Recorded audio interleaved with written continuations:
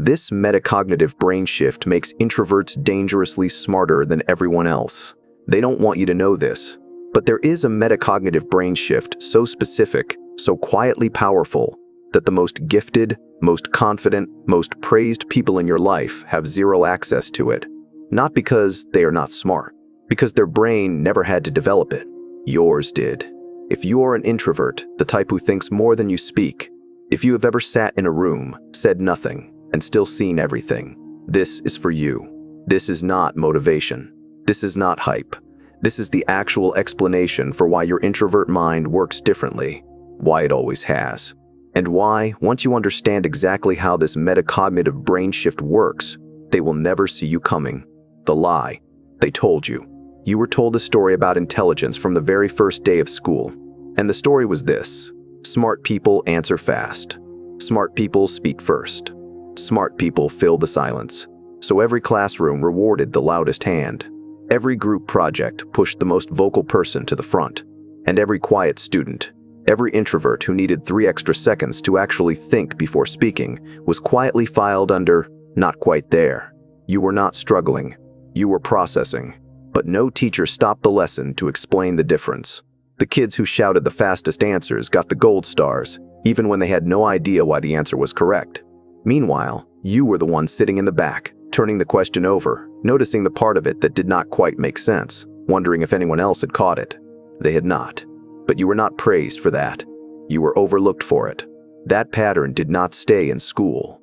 You carried it into every job, every meeting, every conversation where you held back a thought.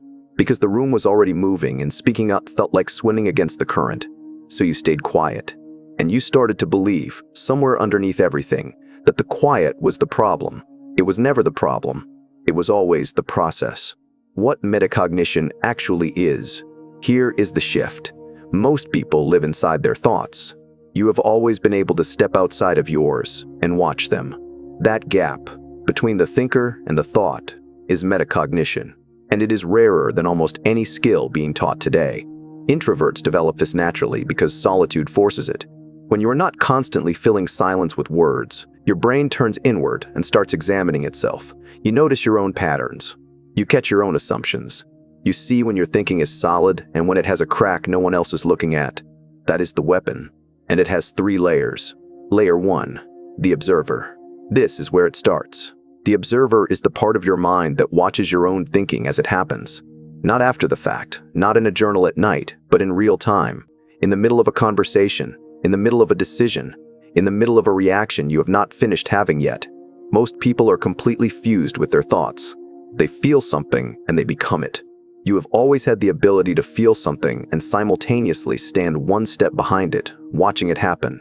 You have done this your entire life. You have sat in a tense conversation and noticed, even while being in it, that your own reaction was slightly off. That something about the way you were framing the situation was not quite accurate. That the emotion you were feeling was pointing at the wrong target. That is not overthinking. That is the observer working. Here is how to make it deliberate. Every time you form a strong opinion today about a person, a decision, or a situation, pause for 3 seconds and ask yourself one question. What assumption is this built on? You are not trying to change your mind. You are not trying to be more fair or more careful. You are simply locating the foundation under the thought. Do this every day for 1 week, and your thinking becomes structurally different from almost everyone around you. Not louder, cleaner. Before layer 2, one quick thing.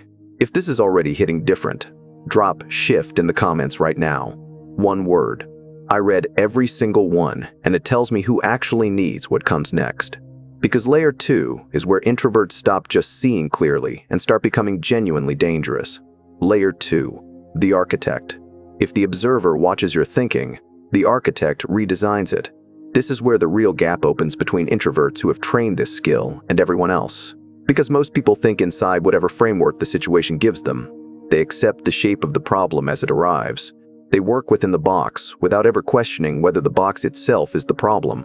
The architect does not accept the frame. The architect looks at the frame. Here is the practice. Take any real problem you are currently facing. A decision you cannot make. A relationship that keeps looping. A goal that keeps stalling. And for 5 minutes, argue the exact opposite position. Not to change your answer. to find the cracks in your current thinking that you are too close to see. This is not devil's advocate as a game. This is surgical.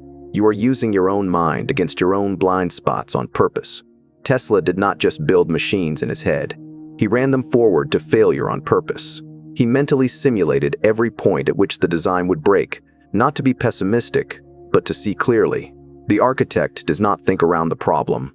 It thinks through it completely, including the parts that are uncomfortable to look at.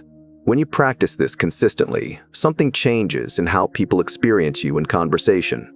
You start catching things before they become problems. You start asking the question that reframes the entire discussion. You start being the person whose single sentence quietly shifts the direction of the room. Not because you spoke first, because you saw further. Layer 3, the disruptor. This is the layer most people never activate, and it is where the distance between you and the loudest person in the room becomes permanent. The disruptor is the voice that speaks up at exactly the moment a conversation has accepted a false ceiling, the moment where everyone has agreed, without saying it, that this is as far as thinking goes, that this is the answer, that there is nothing left to examine. You have felt this your entire life. You have been in the room when the group lands on a conclusion, and something in you goes quiet in a different way. Not the quiet of agreement, but the quiet of knowing there is another floor underneath that no one went to. That feeling is not doubt. That is not insecurity. That is your disruptor recognizing that the room stopped too soon. And most of the time, you said nothing. Because the room was moving, and the moment felt closed, and speaking up felt like disruption for its own sake. It was not. It was the most valuable thing you could have offered. The practice here is one sentence. That is all. The next time you are in a conversation and you feel that quiet, that specific knowing that something important has not been said, you say this: I think there is something we have not looked at yet. You do not need the answer. You do not need to have the whole argument prepared. The disruptor's job is not to provide the solution. It is to refuse to let the room settle at the wrong floor.